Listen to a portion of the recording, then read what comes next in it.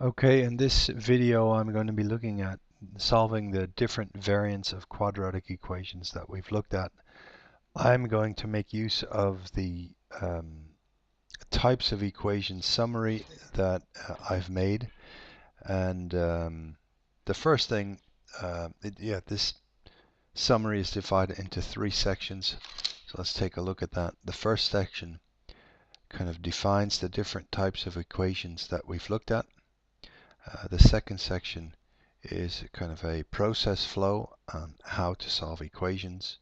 And the third section is different examples of the different types and kind of how to solve them and the particular things about that example which is important. So first let's start with these different types just to review. Type 1a is the type where you have an x squared term and a constant term, but no x term. Yeah, it's important to be able to recognize these types. So x squared equals 16 here. These are other examples, and this is one example solution. It has a type 1b, which instead of an x squared term, there's an x plus or minus some number squared is then equal to a constant, or other kind of examples you see here. So really the difference between 1 and 1a is that before the squaring happens, you're either adding or subtracting a number from or to the x. And important is that there's no other x term anywhere or x squared term anywhere in the equation. So for example, this last one is a type 1b. And both of those you solve in this way. You kind of solve in the same way. Then we have a type 2, which you recognize by, there's an x term and an x squared term, but no constant term added. Yeah, so it's like this. We factor out the x, and you get always x equals 0 as a solution, and some other thing as a solution. And lastly, there's the most general form, which is the x squared plus bx plus c. There's an x squared term, an x term, and also this constant term. And these you do by factoring out two brackets, and you use the sum product method. This is how you do it.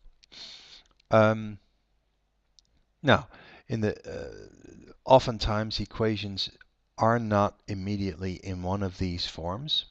So, for example, let's see. For example, this one, is not in that form. It's not in a form type 1, 2, or 3.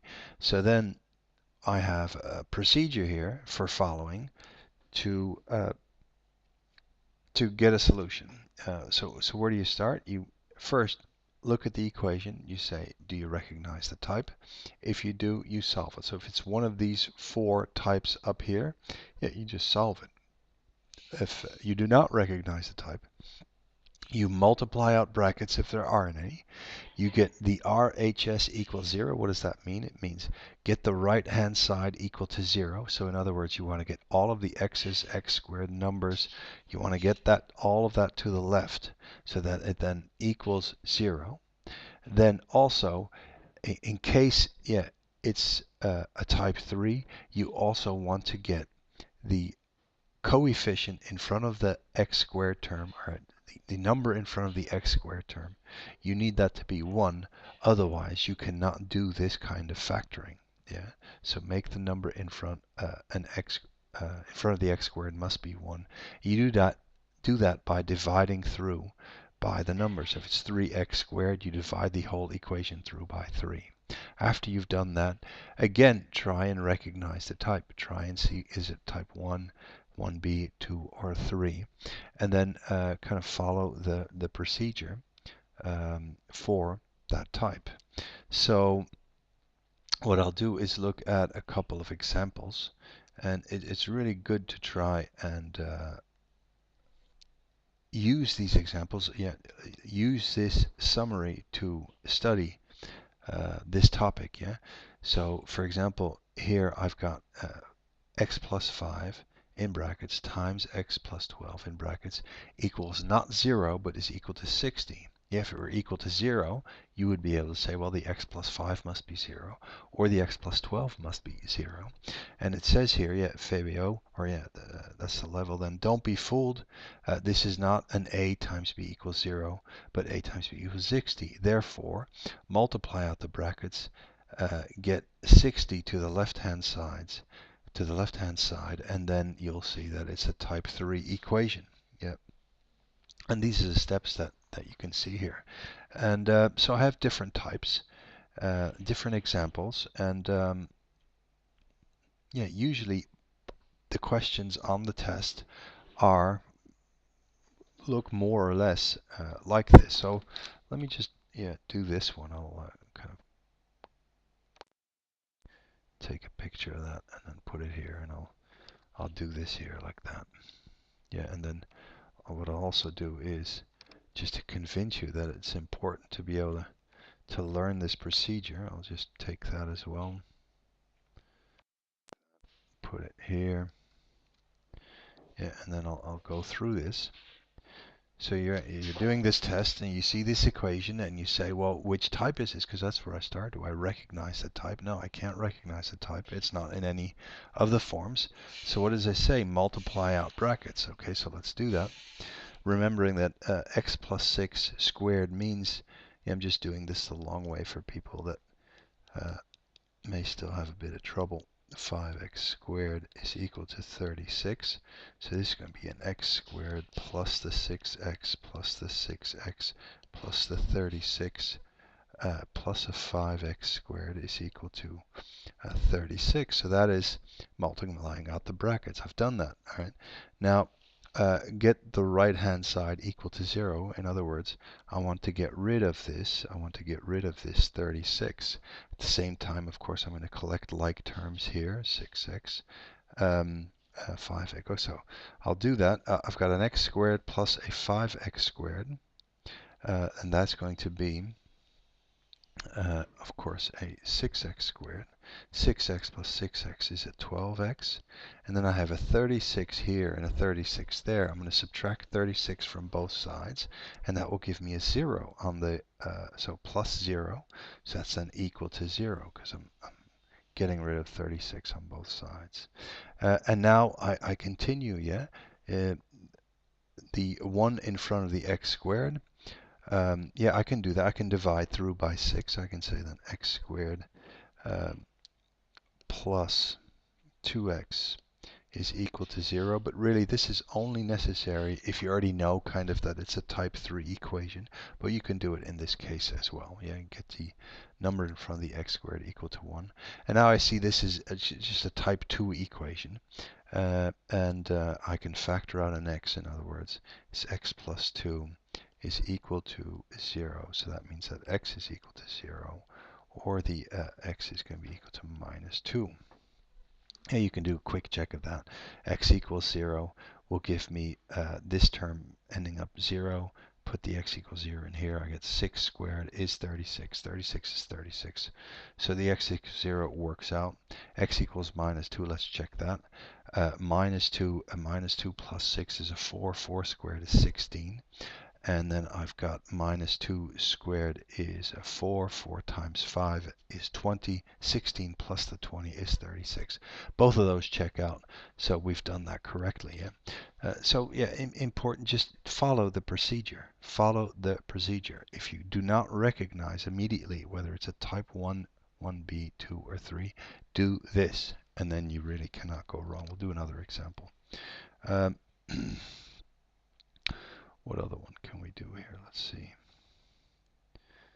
Done that. Well, yeah, maybe just a simple one. Do the x squared minus x. Well, I can just follow it from here. Yeah, x squared minus x is equal to 2x. Let's see, what does it say? Does it recognize one of the 3 types? No. It has an x term, so it is not type 1. The right-hand side is not 0, so it's not type 2 or 3. So, yeah, follow the procedure. The procedure is multiply out brackets. There aren't any. Then get everything to the left-hand side. So I'm bringing the my 2x to the left-hand side, and I've got x squared minus 3x equals 0. Yeah, we recognize it as a type 2, and then we factor it like this. You get x equals 3. This one we've just done. This is our example of, so yeah, I'll do this again. Yeah, we can do this again, just as the example.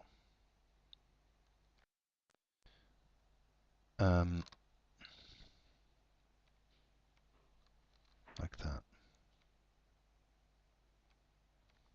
So really, when you do this, you should immediately recognize this as a type 1b.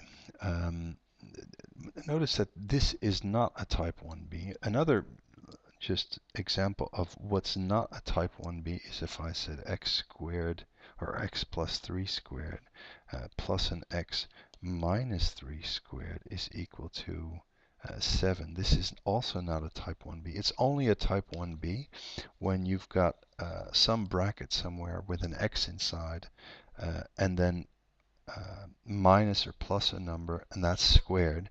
And in the rest of the equation, there are no more x's or x squared terms. That's how you recognize the type 1b. This is a type 1b. So what do you do? Instead of solving for x, you solve for x minus 3. In the first instance, I don't want to know what x is. I want to know what x minus 3 is. So you can either understand that and continue in that way, or kind of mechanically say, well, let me make that explicit by saying I'm going to say that I'm going to replace the x minus 3 with p. I'm going to say p equals x minus 3. Therefore, I can write 5 times p squared minus 10 is equal to 490. If I say p is x minus 3 and I've got an x minus 3 here, that means I can replace the x minus 3 with a p. And this looks like, yeah, that's a type 1 equation, isn't it? I'm getting the 5 to the other side, or sorry, the minus 10 to the other side. 5p squared is equal to 500. I'm then dividing by 5 on both sides. The p squared is equal to 100. And then I'm saying that, don't forget, oh, so many people forget this. Yeah, the p equals 100 or the p equals minus 100. Always forgetting that negative solution in the type 1 equation. Don't do that. Don't forget that also minus 100 times minus 100 is also equal to 100. All right, so I've done this substitution here. I'm going to undo the substitution there below this. So I'm going to say if p is equal to 10, that must mean that, yeah, I can say now 10 is equal to x minus 3, and the minus 10 is equal to x minus 3. So what I've done really is just I've copied this. I've copied this down here, but then, yeah, replace the p with what I know p to be. Yeah, p is 10, so I say 10 equals x minus 3, and here minus 10 equals x minus 3. Adding 3 to both sides here will give me x is equal to 13, and adding 3 to both sides will give me x is equal to minus 7 here. I think you can do a reasonable quick check as well here, because we've got 13. 13 minus 3 is 10. 10 squared is 100. 5 times 100 is 500. Minus 10 is 490. The 7, does that work as well? A minus 7 minus a 3 is minus 100. Minus 10. Minus 10 squared is 100. Again, 5 times 100 minus the 10 is 490. Both of those check out.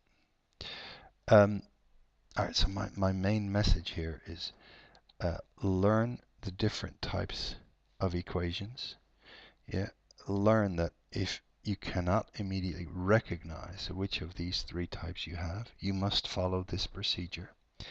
And when you do, you'll come to a solution.